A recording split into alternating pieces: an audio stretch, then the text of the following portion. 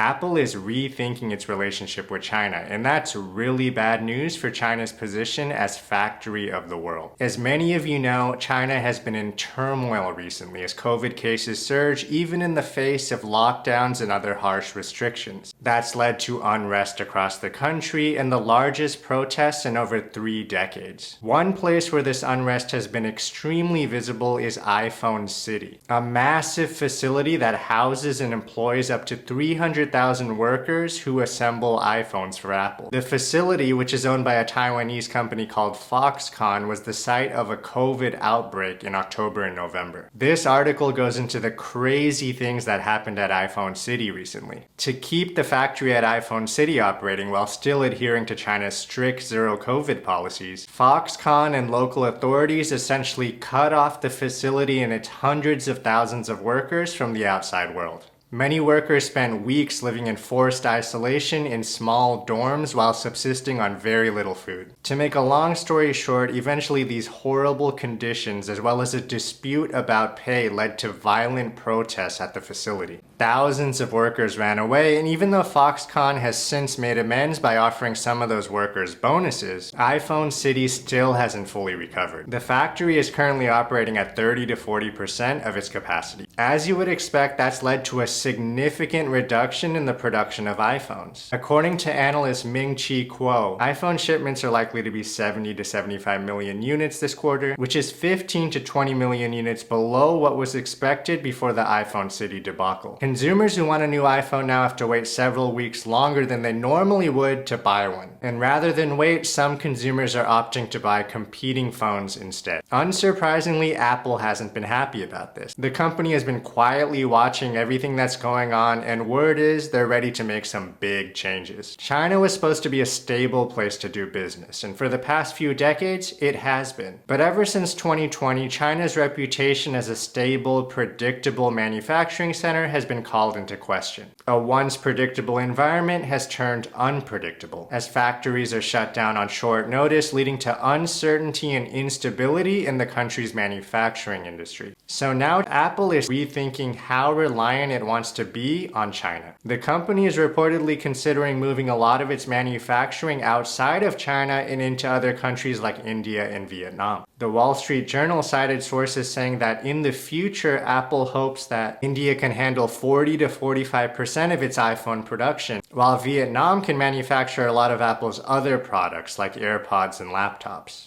Currently, Apple produces well over 90% of its products in China, so this would be a dramatic shift. Now, Apple isn't alone in rethinking its relationship with China. Other companies are also wondering whether they've become too reliant on the country. China's stringent zero-COVID policies have brought this issue to light. But even if those issues end, which they probably will one day, the damage is already done. Companies now realize that they shouldn't be dependent on a single country for their manufacturing needs, especially a country that could be considered an adversary. You could even argue that these feelings started before COVID. In 2018, the Trump administration in the US kicked off a trade war with China. Since then, the economic conflict between the two countries has escalated, adding another layer of risk to the companies that depend on China. The potential for Western countries and China to someday fight a war over Taiwan has also contributed to worries about being overly reliant on China. So all of these concerns have kicked off a trend called friendshoring, which is the process of bringing supply chains back to a company's home country or countries that are seen as being friendly to a company's home country. That said, shifting away from China is no easy task. In 2021, China was home to 28% of the world's manufacturing, almost as much as the US, Germany, and Japan combined.